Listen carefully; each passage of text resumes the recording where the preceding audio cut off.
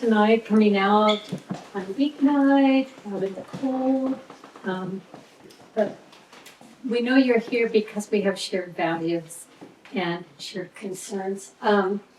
So I am as excited as you, I think, to meet Don. This was an introduction for all of us, and Ace met him through the work he's doing with rural Dems around the state, and came home really excited about this contact he had made. We wanted to do this tonight. As you know, Ace ran twice, and I was his campaign manager. It's all your fault, Don. Don is in good hands with Andy Bellick as his campaign manager, and we know how important these kind of meet and greets are in terms of getting the word out, finding out about a great candidate that we can all support. And as I was saying to Don, when you jump into these campaigns, it's like drinking from a fire hose. There's so much all at once, and it just doesn't stop. And fortunately, you've got a good jump on things for this upcoming election, giving you some time. As I said, ACE has been doing a lot of work with rural initiatives, and so we kind of saw this as an opportunity to get the country cousins and the city cousins together. And even though some of our real specific issues may be different, overall, we share values and concerns. And so I'm gonna turn it over to Don to just kind of let us know all about it. Thanks, Don.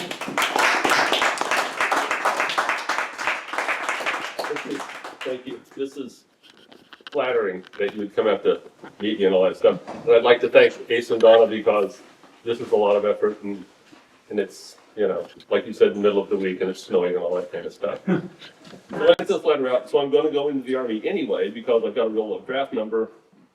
And I had no intention of going to one of the academies until I found out that you had to take an exam to go to the academies. And one of the places you took the exam was Fort Leavenworth. And I knew a high school kid that I went to school with, sitting right there. And so I called Lisa up and asked her, this is true, I've told this story to 1 million people, and she's sitting right there. Called Lisa up to see if she was dating anybody, could she go out to, you know, go out on a date? And she said, sure, so I decided to go take the test. That's a God's honest truth.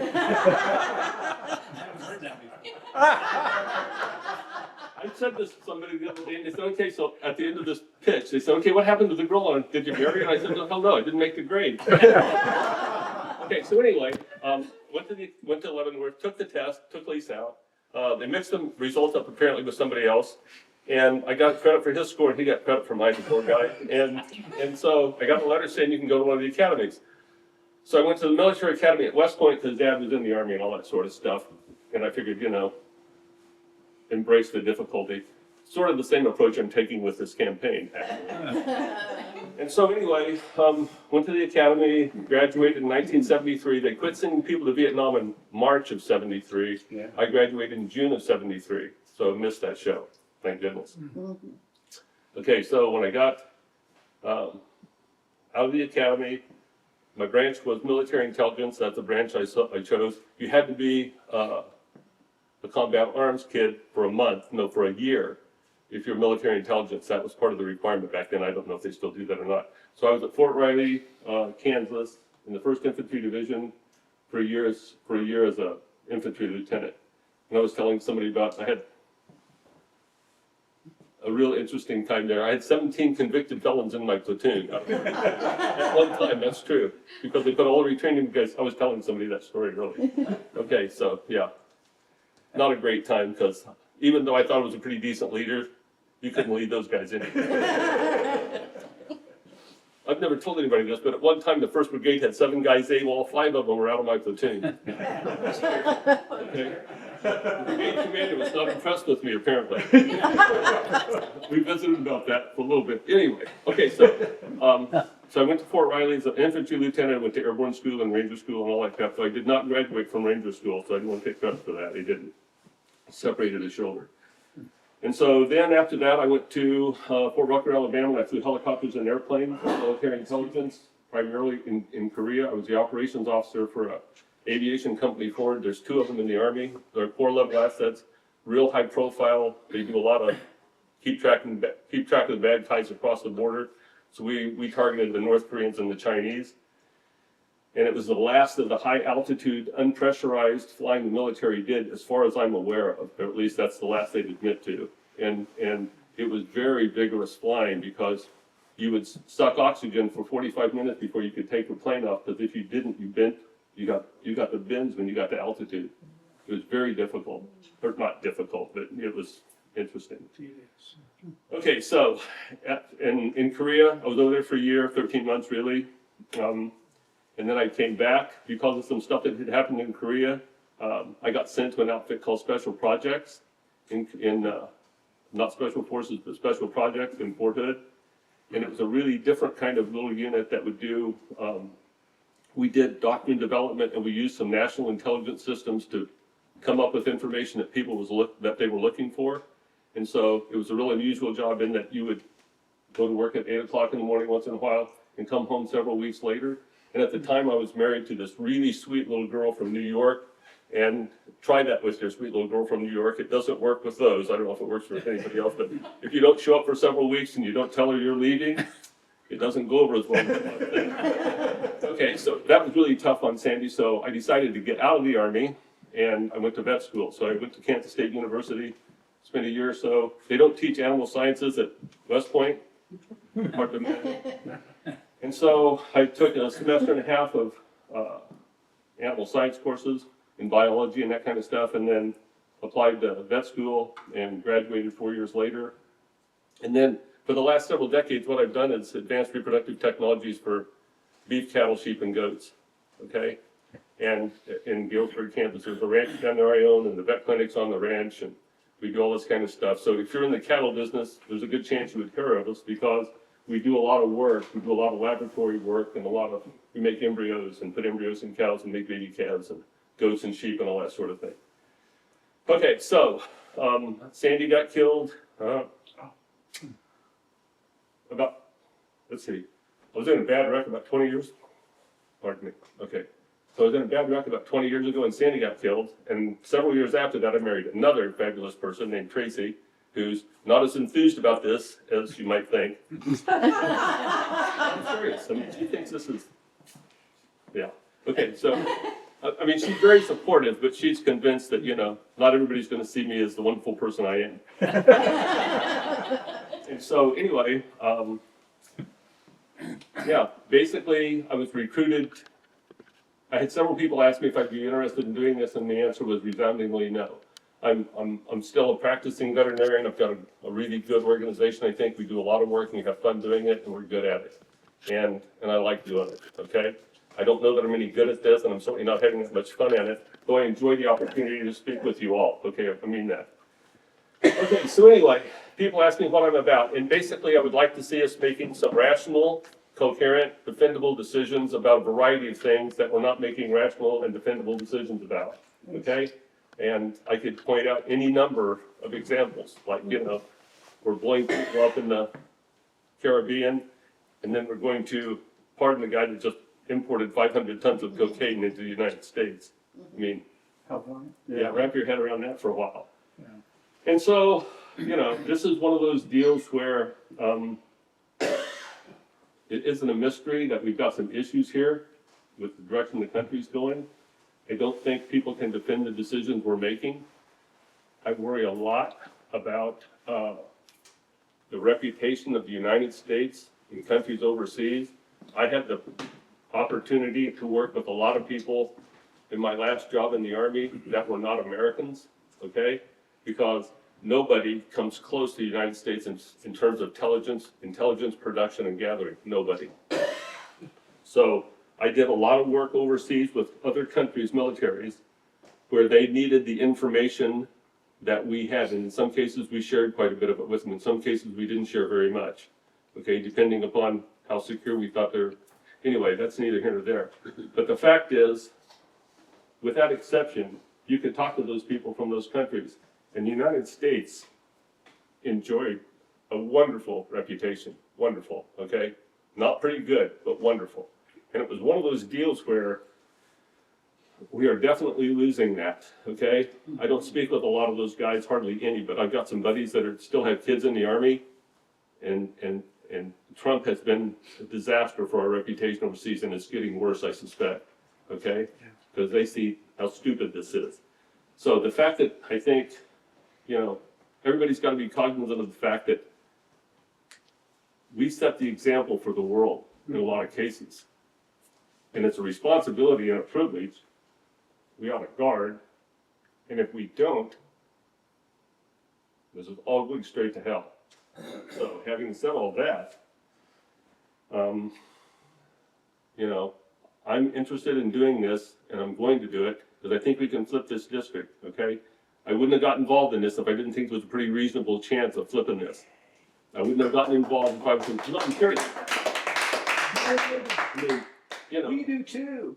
Well, I mean, Derek Schmidt lost this district in the governor's race against Kelly. He lost it 48 to 47%, okay? And this is a pretty deep red district, and trust me, I know these guys, you know? I mean, I've had a couple of guys chew my ass in no uncertain terms that I'm running as a Democrat. And I keep telling them, I haven't changed a bit, okay? Yeah. The Democratic Party, this is sort of like playing in the World Series. I've told a lot of people this. If you want to play in the World Series and the Yankees and the Dodgers are playing, you're going to be on one of those teams. You might hate their guts, even if you're a Kansas City Royals fan, but if you're going to play in the World Series and the Dodgers and the Yankees are the guys playing, you're going to be on one of those teams. And right now, I can't see my way clear to be a Republican, okay? Though, honestly, I was for a long, long time, until January 6th one year. So, this is one of those deals where I think everybody needs to pull their socks up and decide that, you know, we better do this, we better be in it to win it. And we can flip this district if we give it a shot, if we give it an honest effort, okay? And I'm all about honest efforts, okay? Most mornings, not every morning, but most mornings I get up at 5 o'clock to go feed bulls and calves so I can get over to Pittsburgh, so I can call people up like you and say, send me some money so I can get the word out. I'm not bullshitting you, okay? That is what it's like, absolutely. Yeah, I mean, this is not the worst job I've ever had, but it's the worst job I've ever had this long. And it's gonna be a lot longer. Yeah, I mean, yeah. So anyway, I really appreciate the opportunity to speak with you people, okay? And I'm deeply concerned that we need to be making some changes. And right now, I'm the only person that's filed in this district. Somebody could file between now and June the 1st, and if we find a better candidate, I'll support them too. I really will. But we gotta find somebody that can win this thing, and they've gotta have enough, they've gotta be familiar enough with the people in the district that they'll vote for them. Yeah. Okay? And the problem with the southeast corner of the state is, it's about as red as you can get, Yes. okay? And a lot of these farmers and ranchers aren't gonna vote for somebody with a D after their name unless they know them. They're just not gonna do it, okay? You're gonna be a candidate, and that's it. You're a candidate. Yeah, And they see you as that, as a candidate, almost nonpartisan, because they like you. well, a lot of them don't know me, but a lot of them know of me. You know, in the cattle industry in the southeast corner of this state, we are not unknown, okay? I'm not saying everybody knows us, but we are not unknown. And it's one of those kind of deals where, you know, I'm not some purple-haired liberal, partly because I don't have any hair, but partly because, you know, I'm real middle of the road, all that kind of stuff. It's easy for people to identify me down there because I'm one of those people, you know. I get up every morning, I feed cattle, I feed bulls, I check the stuff, I put out hay, all that kind of jazz. Right. So we can flip this thing if we give it a shot, if we try, okay? And to try, it's gonna take being able to get the word out. I can't talk to everybody, there's 700,000 people in this district. I'm not gonna get in front of every one of them, okay? We're gonna have to have the wherewithal to communicate with those guys and say, this is what's important and this is why it's important to you. And that's gonna take support, that's gonna take money, that's gonna take time, that's gonna take effort.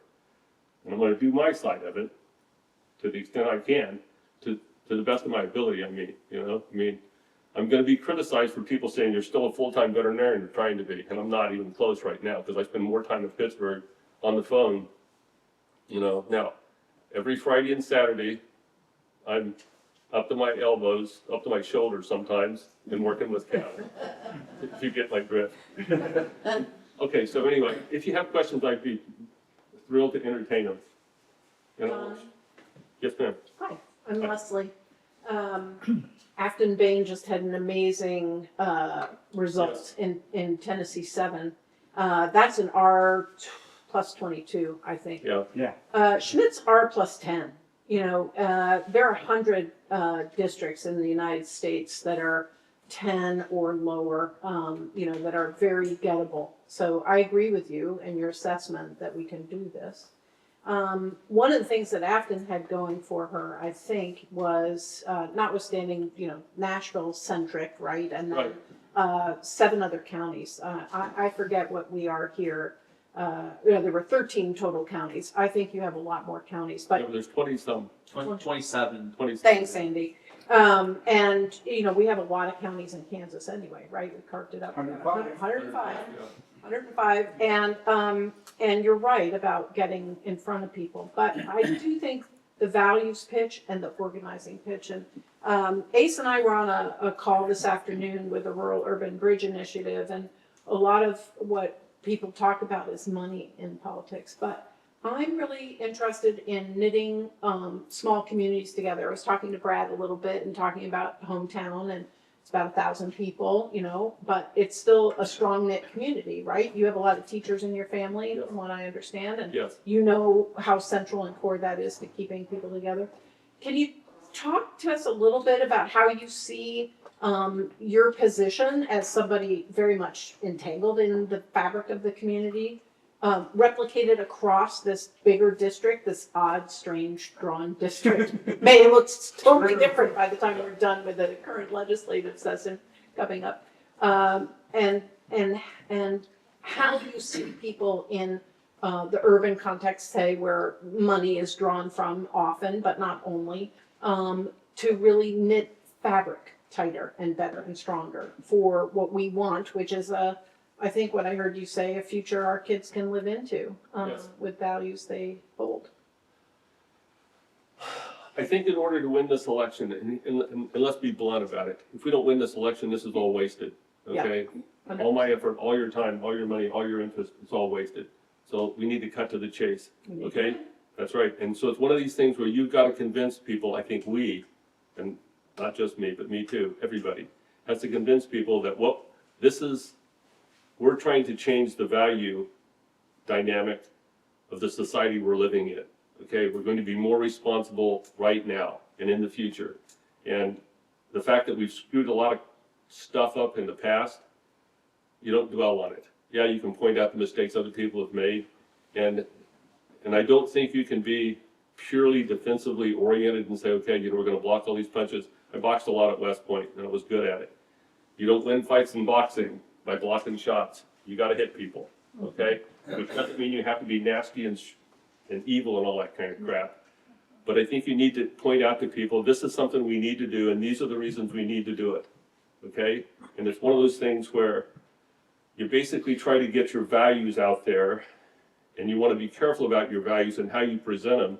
Not only what you say, but how you say it's important to people, especially farmers and ranchers, especially people that think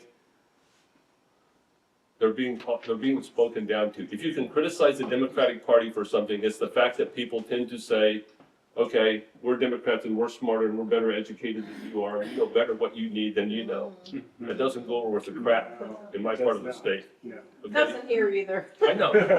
But I mean, it's one of those things, yeah. And so I appreciate what you're saying, and I don't know the answer to how we're going to do that, but I know we need to try to do that. And I think the effort alone makes a lot of difference to people. But make no mistake about this. This is going to be economically oriented. That's what's going to anchor the decision for most people to vote. And right now we have an incredible opportunity because everybody is conscious of the inflationary effects, the cost of groceries, medicine, the availability of medical care in the western part of the state, not so much in District 2, but every place.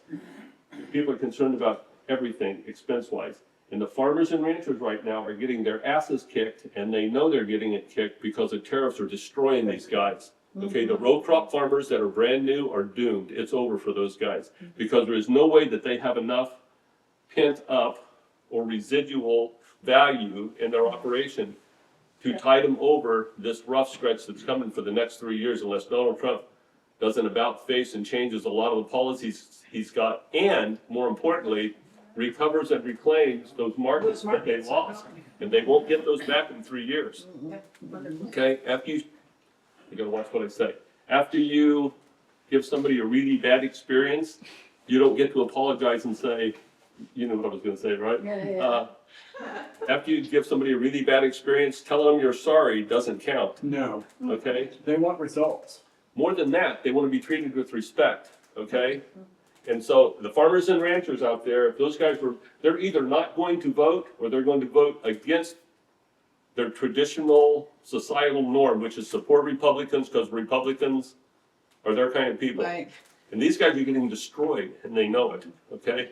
Right now, beef prices are at historic highs. But Trump has made some decisions with this importing 80 million metric or 80,000 metric tons of beef, okay? Here's the deal. That is for every pound of beef we eat in the next year, that's gonna add 1 additional pound. That's not gonna do anything to the market other than destroy. It puts a lot of turbulence into the market for the cattle guys. Yeah. And so you didn't see the price of beef go down a penny in the store. And the price of live cattle, and the price of live cattle lost $40 a hundredweight for every animal out there for about 3 weeks. And trust me, I was painfully aware of that because I run about 300 head of cattle right now. Okay, and they probably average 1,000 pounds. So $40 a hundredweight on 1,000-pound animal is $400. Take that times 300. And I didn't sell anything, so I didn't realize that loss. But for those guys that had to sell because they had to get rid of them, that ate their lunch. Follow me? So we have got a historic opportunity. They went broke. They didn't go broke, but they lost their ass. And I shouldn't say they didn't go broke, but I mean, it's one of those things, if you only sold cattle once a year and you sold them then, it was a really big Did deal. they cover their costs? In the cattle business, you're covering your cost right now because the cattle business is great. Okay, all right, so let me tell you a quick story.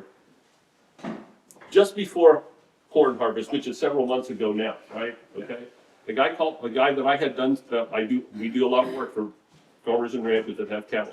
So a guy calls me up. No, I call a guy because he owes me $10,000 or $12,000. Actually, I think it's between $8,000 and $10,000 for work we did a year ago, more than a year ago. And this is back in, would have been the very end of August probably. They weren't cutting corn yet. So I call this guy up and say, look, you owe me about, $8,000 or $9,000 from last year, a year ago. You got to get right with me because I got to pay my help. I got to go buy supplies. I got to, pay the phone bill, keep the lights on, all that kind of jazz.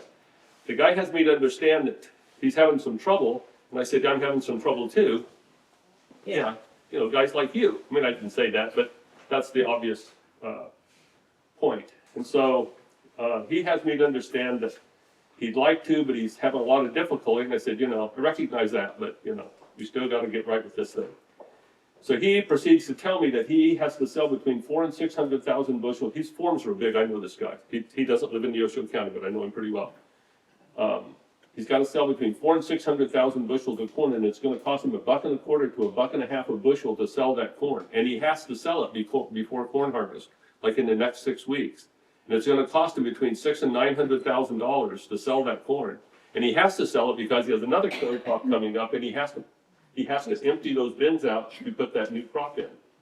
So he's going to take a $600,000 to $900,000 bath, and I'm chewing his ass. His words, not mine. Chewing his ass over a $10,000, but less than $10,000. Okay.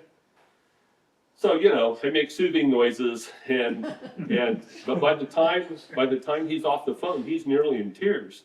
Yeah, I bet. And this guy is a big guy, a big, tough. He's a proud individual. So I literally think after I get off the phone, maybe I could call that county sheriff and have him walk over there and talk to this guy so this guy doesn't blow his head off tonight, and I feel bad about it. That's the kind of distress we're seeing out there. Now, I'm not suggesting everybody out there's got to sell 600,000 bushels of corn, but you see the obvious stress that people feel, okay? So are these people you're talking about that are feeling this kind of stress Republicans? Yes. And are they still willing to support the Republican Party? We'll find out in November. But what are they saying? I mean, if They're we're going upset. through this kind of stress, They're upset. They really are. They're upset. They feel, I think, I can't talk for those guys, but a lot of them feel betrayed. A lot of those guys feel like there's so much chaos. Okay, another example. Is this okay? I'm talking. Okay. All right. So Helps a lot. a guy calls me up this morning. Well, not this morning. Basically, what he's saying is to me. Actually, it was during the day. It was. Remember, I talked to Yvette this afternoon on the phone. Are you in there? Okay. All right. So there's a guy. I called Yvette up. I know, and said, his name's Don. And I said, you need to send you some money to support this campaign and all this kind of stuff. And he asked me some pretty pointed questions about what do I feel about this and that and the other thing, primarily social issues. We talked about that. And then he said something to me about, what are you seeing down there as far as people with heifer retention?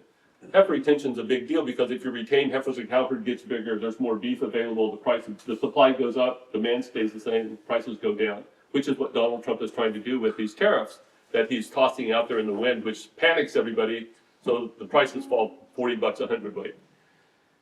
And so you talk to these guys, these farmers and ranchers, and I do a lot of cattle work. I know a lot of guys that raise cattle. I mean, like, between all of them together, it's tens of thousands of cattle, maybe hundreds of thousands of cattle, because there's a lot of cattle in Kansas if you look around. Absolutely. Yeah. And so not nobody. Fewer people, I've never seen a response to high prices like this before in any cattle cycle I've lived through. I'm an old man, I've seen a lot of cattle cycles. Typically, when people see real high prices for cattle, they try to expand their herd and take advantage of those high prices for the next several years.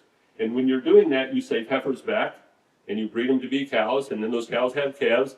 And then those calves are weaned 7 months later, and about 9 months after that, they're ready to go hang on a rail someplace and get turned into hamburger and steaks and roasts and all that kind of stuff. Follow me? So it takes a while to do this. Every veterinarian I know will tell you right now, at least if he's in Kansas, that they're not seeing that to the extent that they would expect to see it. And the reason they're not is because there's several factors. One is producers are getting old, like me, okay? And they're thinking, hey, prices are historically high. I've never seen higher prices. I'm going to sell all these damn cows and bulls and lease my ground out to some guy that wants to deer hunt from Kansas City. No offense if any of you guys are deer hunters. I'm dead serious. You guys think I'm kidding? I'm not. Okay? Okay? I'm going to sell all my cows, lease my land out to somebody, and I'm going to retire. And I'm done raising cattle. And trust me, the deer hunters aren't raising any cattle. Okay? That's the way it works. And so it's one of those things where even guys that want to raise cattle, more of them, are alarmed that they don't have the ability to provide the labor to calve those cows out, feed those cattle, put up feed for them, all that kind of stuff, because we don't have any of that unskilled immigrant labor that we normally have, because our immigration policy is kicking our butt. 80% of the guys milking cows out there don't have documentation.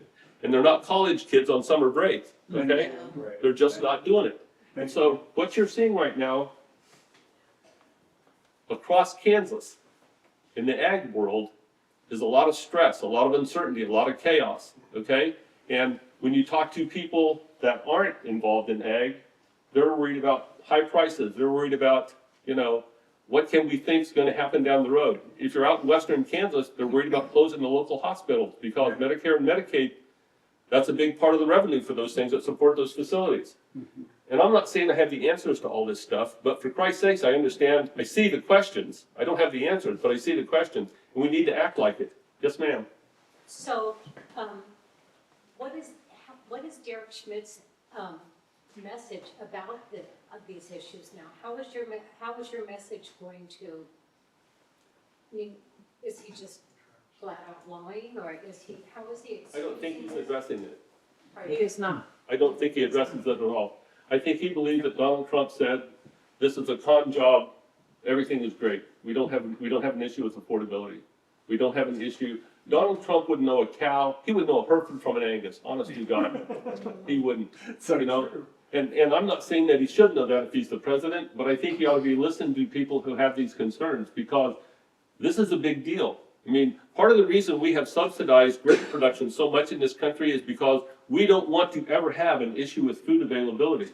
That's why we have this, we subsidize the hell out of Food grain, growers, yeah. wheat, corn, Milo, okay? Sorghum. Yeah. And so it's one of those things where if we don't have overseas markets, we've shot ourselves in the foot twice, because we have spent a lot of tax dollars subsidizing those kinds of farm productions, okay? And we have destroyed our overseas markets because we have shit in the face of every There you producer, every user that we have You were saying overseas. it was a great program. What is It was a fabulous program. Besides that, it convinced everybody in the world the Americans have your back. Even if they don't need it, they've got your back. Okay? It's stupid.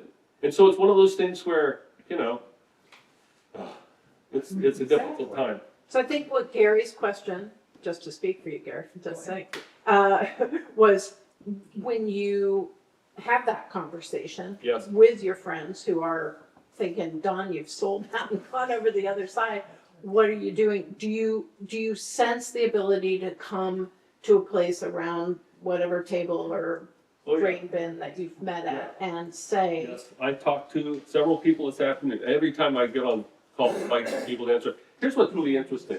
If I call 15 people from an ag background, 13 of them will answer the phones. I called 30-some people the other day and one person answered the phone and it was the wrong number. That's a fact, okay? If you call an I ag can guy, relate to that. yep, you call an ag guy to pick up the phone. Okay, so, but when you talk to those guys, Yeah. a lot of those people I know, certainly not all of them, but like today we called people I know, okay? And some of them I sure recognized my number and picked up because, you know, Doc's calling.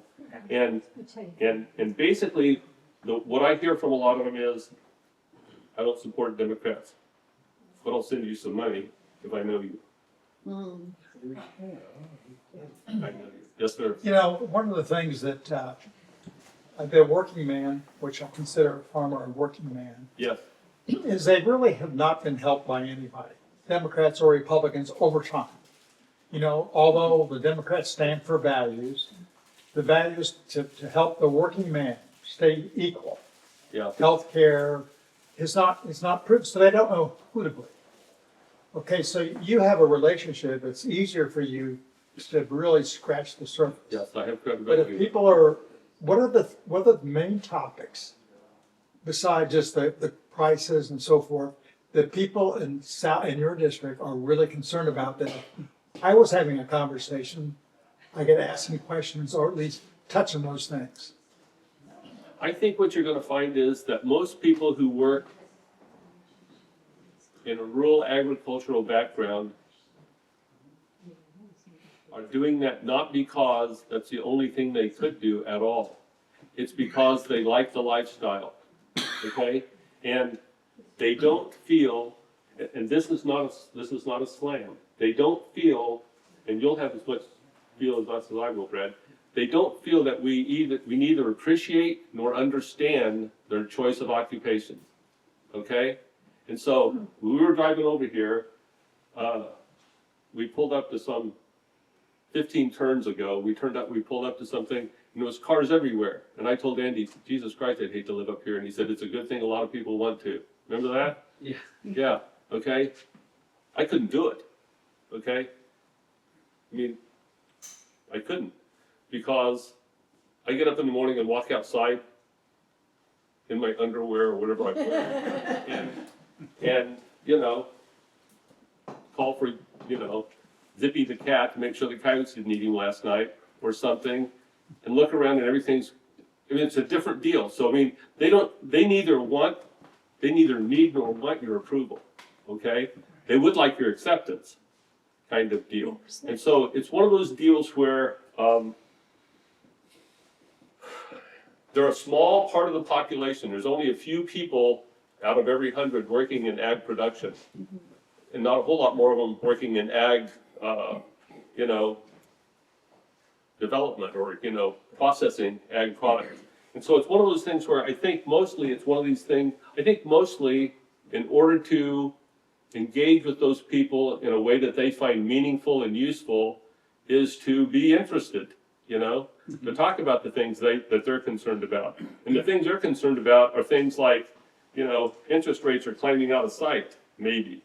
Or, you know, I can't afford fuel, or I can't sell. And right now, without any question, In the grain industry, it is, we have got way the hell more corn, wheat, milo, and barley than we can deal with. And in some cases, there's no solution to it. We gotta get rid of that stuff. The government's not gonna buy it. Donald Trump's gonna send everybody a couple $1,000, you know? That's what he's saying lately, and that's gonna solve the problem. Not if you got 600,000 bushels of corn. You can't park soybeans outside.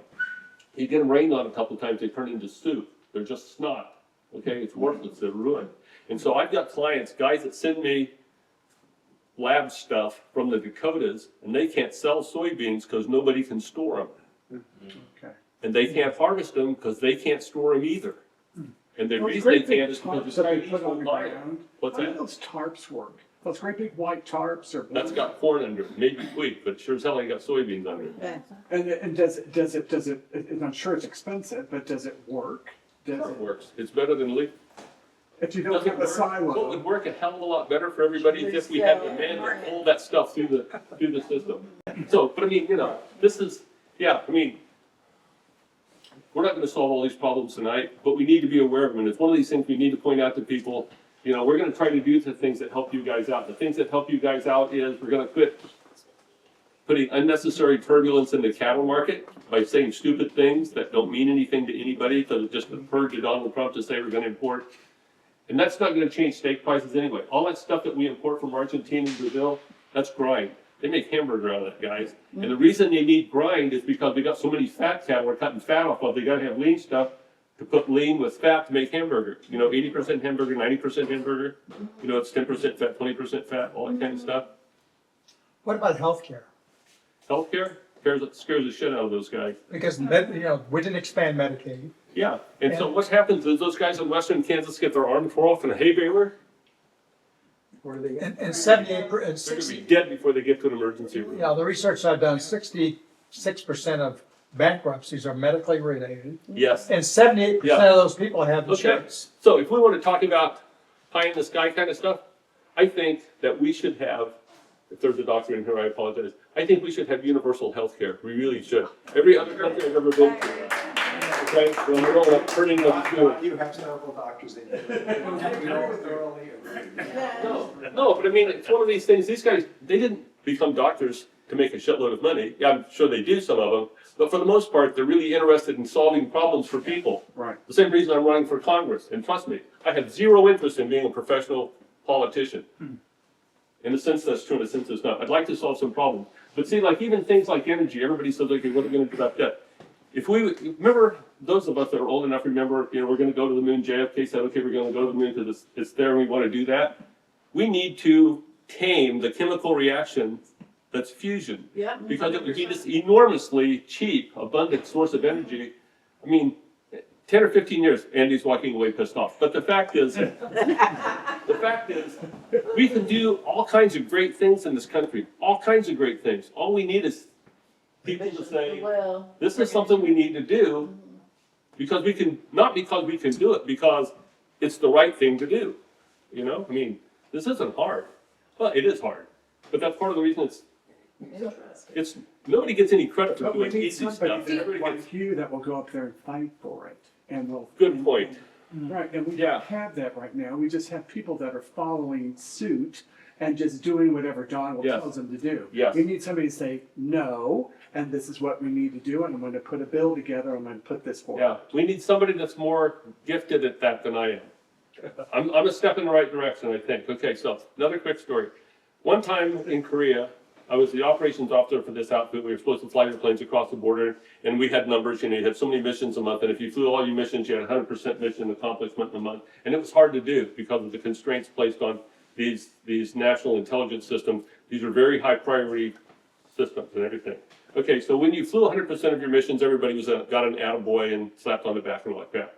And before I got there, they had never flown 2 months in a row and flown 100% of their missions 2 months in a row. Well, when I got there, we changed a few things and did some things a little better, and we did that. And then the next month we didn't, and the month after that we did, and then it got hot. Okay, so we're flying turbine airplanes, and they have turbine airplanes don't work well when it gets high, when it gets hot and high. Okay, the density altitude goes up, and those engines are less efficient. okay? Which means that you can't do the things with a less efficient engine you can with an engine that's fully efficient. So there were rules and regulations about what you could do and how you could do it. You know, what was safe and what was unsafe. And you weren't supposed to do unsafe things, you were supposed to do safe things. And that was my responsibility. So anyway, I was also supposed to be the guy that got 100% of the missions flown. And so when the density altitude got too high, I canceled missions because the regulations said I had to, because the planes couldn't do what they were supposed to do because it wasn't safe enough. So I canceled the mission, and the field station commander, who's a colonel, called up and said, I don't want you to do that again. I want you to fly those missions. I said, no problem, sir, but density altitude's too high. It's hard on the airplane engines. Our airplanes are pieces of junk anyway, because we've flown the living hell out of them. And of course, he wasn't a pilot, he didn't want to hear all that kind of crap. He wants the mission flown so he gets an attaboy. And so I told him, I said, you need to allow me to go against the regulation. I don't recommend that because it's dangerous, and I don't think we need to do that because it's hot in the summer and the rice paddies are full of mud, and the North Koreans aren't going to invade through the rice paddies because you can't walk across the damn thing, let alone dog a tank, okay? So I said, if you will sign this piece of paper saying that I can violate the regulations at your authority, we'll fly those missions. Well, he wasn't going to do that. So the next time it got too hot, I canceled the mission. So he wants me to come up and speak to him. So I know this is going to be an ass chewing. So I fly up there full of confidence that this is what's going to happen. And sure enough, that's what happened, okay? So he goes in there, I go in there and he tells me this and that and the other thing. And I say, okay, that's no problem, we'll do that. But I need you to sign this piece of paper saying that I'm going to violate the regulations under your authority. And he said, I'm not doing that. And I said, then I'm not flying them. Period, the end. Apparently nobody had ever talked to him like that before because he didn't handle it well. So he throws a fit and I basically tell him, this is the way it's going to be, but you're going to have to find another guy, okay? So he is furious. So he's yelling and screaming, and he makes my commander, who's several hours away by airplane, fly up there in another airplane to come in and get his ass chewed too. So anyway, my boss comes up, he's a major, he walks in there and puts oil on the troubled waters and convinces the colonel that maybe I had a point. And so then as we walk out of the thing, my boss says, the major, his name is Skrbils, he said, okay, come on, we gotta go get to work. And I said, do I still have a job? He said, yeah, don't worry about it. And so as I'm walking out, the sergeant major, the command sergeant major for the field station says, Captain, I need to talk to you. And I said, okay, Sergeant Major, what's the deal? And he said, you need to learn to do something. I said, okay, what's that? He said, you need to learn to tell people how to go to hell. He said, you need to learn how to tell people to go to hell and have them look forward to the trip. And you got the first part down. And what we really need is somebody that's more polished than I am with this kind of stuff, I think. Really, I do, okay? I'm doing this because I think I'm the best available choice right now that I know of, I think. I could be wrong. One of you guys might be, or ladies. But, yes, sir. Well, I don't know your district, and I don't know how many people are likely to vote, and whether the people that are likely to vote are the people that are impacted economically, as you've described, are the ones that are in the agricultural business. Are the voters around Pittsburgh or whatever the major towns are there, are they just Fox News watchers, or do they understand the issues? And what's it going to take to win that district? We've got to get the word out. I mean, numbers of votes, yeah. And how much is it going to cost? And just give us some of those. I honest to God don't know, Andy. Yeah, I get happy to here. I can up here a little bit. So we've looked at the numbers, and Paul Davis, you may know that name. He was the last competitive Democrat in this district. It was pre-redistricting, so it's a different map. Yeah. He lost by just under 1 point and raised about $4 million. Candidates since that have raised between like $1 to under $2 million. So it's going to be north of $2 million for sure. And I think in terms of like how do we get that out there is like it takes a lot of work to get people to vote outside of their preconceived party notions, beliefs, that sort of thing. But one thing that excited me, so I worked for the state party prior to joining Don's campaign. I was helping Don get his campaign set up, find people to work for him, stuff like that. And I really like Don. Actually, he was the guy that was trying to help me find a campaign manager. God's honest truth.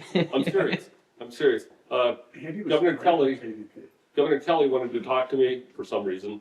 By the way, she holds it pretty close to the vest. You can't tell if she's pissed off or happy. I'm serious. At least I could. We know you're right. We know that's right. Yeah, and so, you know, she wanted to talk to me, so we went up there and she grilled me for, I don't know, an hour and 45 minutes or whatever it was. And I told her the same thing I'm telling you. And, you know, and then later, it was suggested that I offer him the job. And I said, I'm pretty sure this isn't gonna happen. Okay, so I mean, you know, I think he knows what he's talking about. And the way we're gonna do this, I'm convinced, is you've gotta get the message out to people so they understand what they're looking at. You know, the choices that they're making. If they don't understand the choice they're making, it doesn't matter because they're not gonna make the choice. And he's right. This is enormously more expensive than I had any idea that it would be before I got, you know, recruited to do this or encouraged to look at this. I'm sorry, go ahead. Yeah, well, I was gonna say, so, yeah, I've been talking with Don, learning why he was running. You're all learning that tonight, and this is the type of candidate we need to win in Kansas. 2024 did not go well. I was pissed off with our results and how we did, and that's another night to talk about why we didn't do so well for a variety of reasons. But in getting to know Don, I was like, this is the kind of candidate we need because, like in that special election last night, I was talking to somebody earlier. You know, there's a lot of money. It was in a December off-year election, and it's a different electorate, and people are just mad at Republicans. They're going out and vote for Democrats. The Democratic candidate, though, she also had some like liberal baggage in terms of being on video saying I'm a radical liberal, and so they're doing TV ads on that and that sort of thing. They could say credibly she is kind of too far out there to the left. I don't know. I mean, no, you can't say that about Don. And so a big part of it is we've got to get the message out, get Don out there, both in doing like meet and greets, town halls, fundraisers, all the above. You know, meet non-Democrats as well, so that they get to know Don and sort of inoculate him to voters, so that when they start doing negative ads on Don, people are like, he's not a crazy liberal. Like I've met Don before. I see how Don looks like. So it's we have to get out there early. We have, I know Don said before, like you know, taking punches versus throwing punches. We have to be able to throw punches at Derek Schmidt and also be ready for when they start attacking Don, that voters have already heard from Don and know he's a good guy. Will we have support from the Democratic National, assuming you don't have a primary? Actually, there's good news on that front. I'm surprised by it. We're talking to. I mean, I'll be very honest. We're not on the top of the list right now. Kind of knew that going into this, but there's a group called 314 Action, which supports like science-based candidates. They've taken early interest in this race, and the DCCC also called a couple weeks ago and we're like, hey, we want to know what's going on here. Keep us updated, you know, on this race. And so I think there's. Yeah. I mean, they can be meddlesome in some way. Some, you know, we don't end up breathing down our necks. But it's that sort of thing where I think we've got, to be honest, we've got the candidate right now. I know you speak more humbly than I think you mean, Don. You're the candidate to do this, and it's, you know, I hate to say it, but it's going to take money and getting Don out there, you know, all the time at different events, and whether it's meetings of 10 people or 50 people or whatever, just like chipping away that people meet him. But to get that additional, how to get over the hump of 1 million, 2 million, 3 million, it's getting that early support that all the national people see, right or wrong. They see your fundraising as how strong of a candidate you are and how much you're willing to work for it. Right. And it's you know, Don's mentioned it's a hard grind to go through, but I'll say, Don, I worked with a lot of candidates. A lot of them have excuses. I don't want to call today. I want to call this person. Don does it, and so I appreciate that in my role. But it's getting folks in Kansas to show that they support Don, Right. and that can then lead to other organizations and national donors and stuff. Have you connected with Dirt Road Organizing? I've not. I'd love to. Okay, so that's one, and also the Rural Development Initiative. Mm-mm. Okay, so RDI and Dirt Road Organizing. Ward, to answer you, I would also say the money isn't just like, you know, Sinclair dominates the airwaves in Kansas, and they're not going to be supporting a lot of ads that are coming, their way that are going to be for Don. But so radio is a big piece of this, though, and Andy's probably going to be throwing a bunch of money too at certain points on Facebook and other social media stuff. But I do think in terms of dirt road organizing, what I've learned is, a lot of this has to be putting yourself into situations where you can credibly say, this is a candidate who does this for me on this value or whatever. I know this is important to you. Would you give me, a little time to be able to talk about it? And then the connection is to build a series of sort of weavings that we're doing across the whole district. This is something that I have been thinking a lot about. A friend of mine who is now city councilman in Leawood had said, just very off the top, everybody knows about, well, right across from Island Park, but sister city projects, right, that we do internationally. And I sort of view the possibility of having sister city, so sister communities, where maybe we're across a network of smaller towns, paired up with the resources of, say, Senate 7, where Richard and Rebecca and I live, for our senator, our state senator, where we can say this kind of ward by ward, district level organizing has worked for us. These things we know. What does it look like for you? Is it church suppers? Is it Wednesday night study? Is it stuff going on at SPED? Is it at school or after soccer games? Whatever it is, and starting to organize that way, because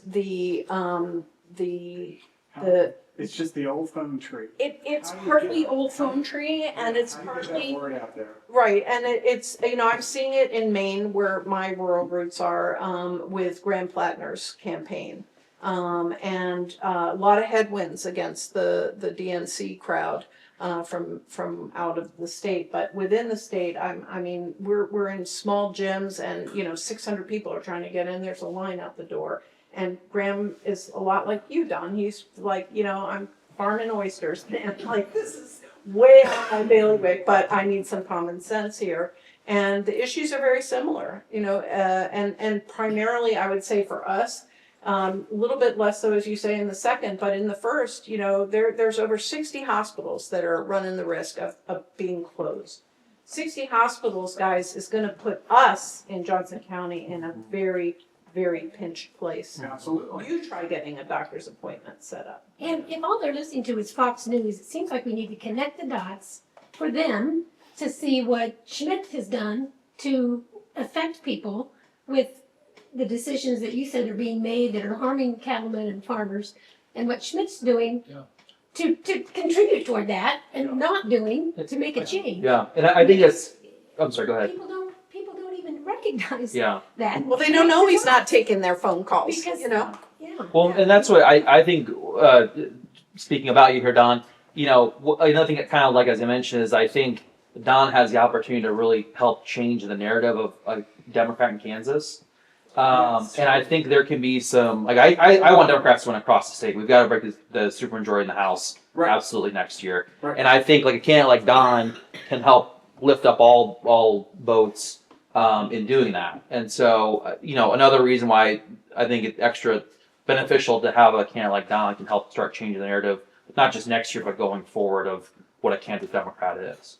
Right. Well, I think it's not just, there's gonna be hopefully a whole new, more rurally oriented democratic ecosystem here in Kansas, in terms of our candidates, Democratic candidates for governor, in terms of who's running for Roger Marshall's seat, and who's the guy who's running for Congress out of Lawrence again? What's his? Colin McRoberts. Colin, and so forth. Tracy And Mann's never team. mind Sharice, obviously Sharice is. So you're going to be, I think you're going to be people hopefully will see you as an important part, and the expert part in terms of the kind of rural economy part of a much bigger ecosystem and so that you're going to play your part for all of Kansas. including Johnson County. And we couldn't do it unless we have everybody, unless all our votes are floating upward together. I think we need to be aware that this is, okay, so I had people ask me to do this in the middle of the summer, and my response initially was, you're gonna be able to ice skate across hell on 12 inches. No, but hell no. Yeah, this isn't gonna happen, because this isn't something I wanna do, and I don't think I should need to do it, you know? I'm an old, fat, white guy. And so it's one of these deals where I took a look at this, and there's a way to do this, there's a way to flip this district, this can be done, okay? And it's not gonna take an act of God, it's gonna take a lot of effort. And circumstances are starting to converge, you know, where I think it's more possible, I think it's more likely to be done this election cycle than any other cycle I remember.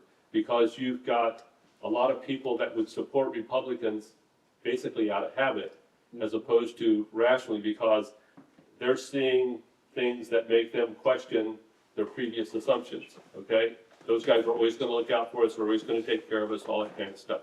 And they're not doing that now. And it's obvious to even the most casual observer in the country that that's the case.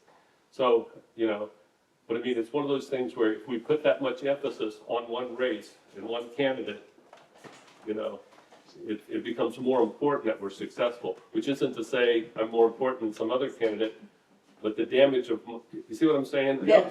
This is one of those things where, you know, if this is the attack we're making, we better succeed with it. Because if you don't, then you're in trouble. Yes, sir. Question for you. In rural Kansas, in the rural counties, it's uncommon for a Democrat to be on the ballot.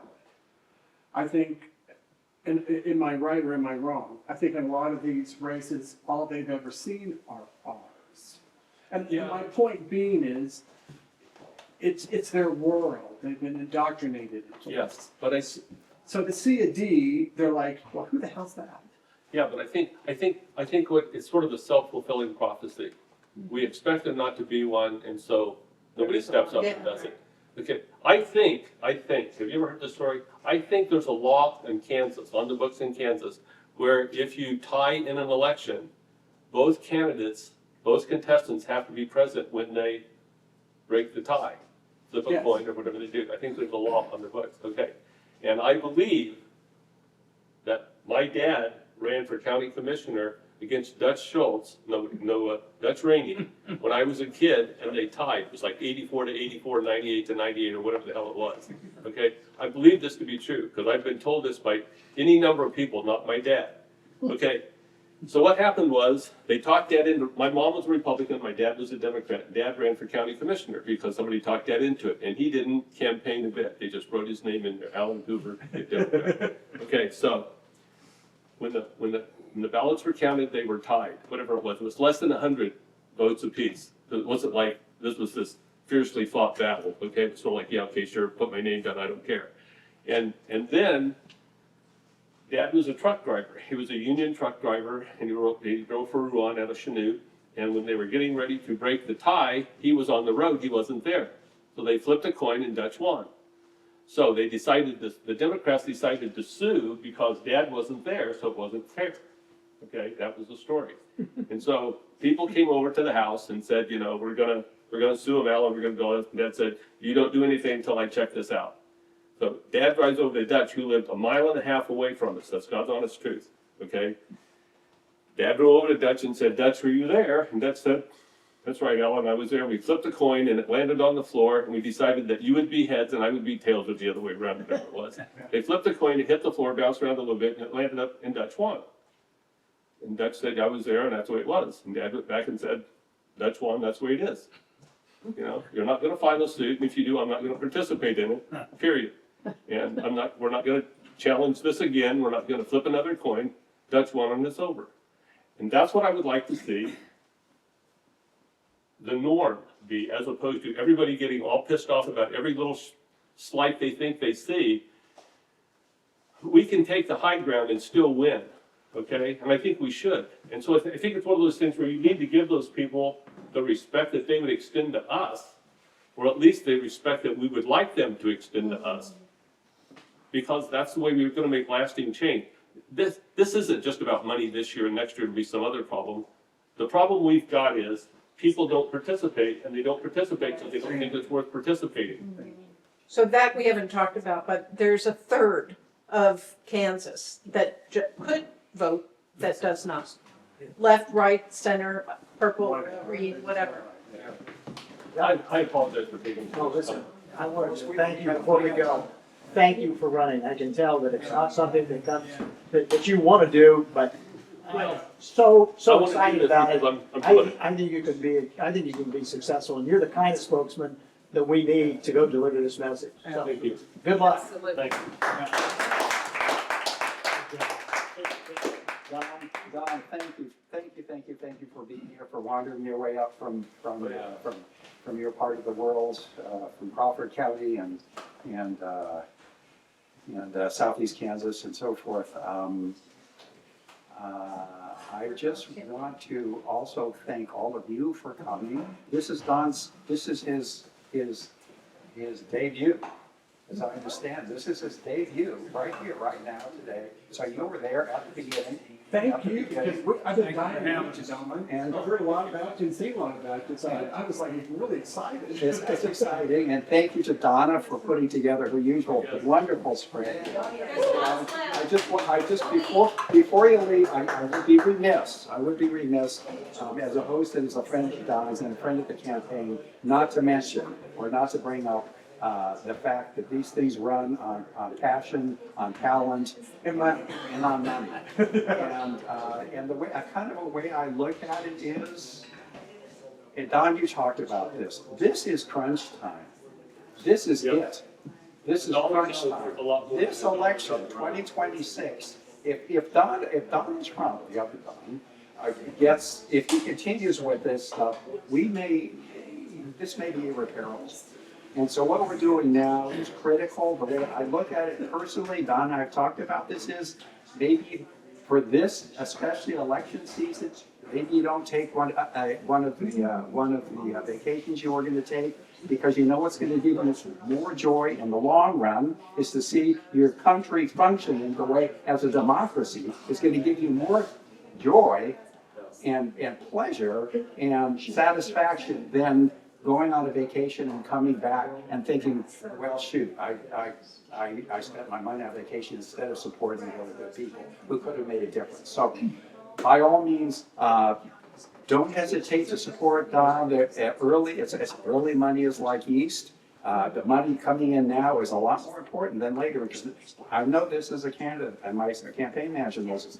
You get the money in early, you know what to do with it, you can plan. If it comes in 3 weeks before the election, it's not. Yeah, that's really good. It doesn't do you much good. Salad. So anyway, there it is, folks. There's opportunity to find out more about the campaign, to commit as much as you can, and so forth. And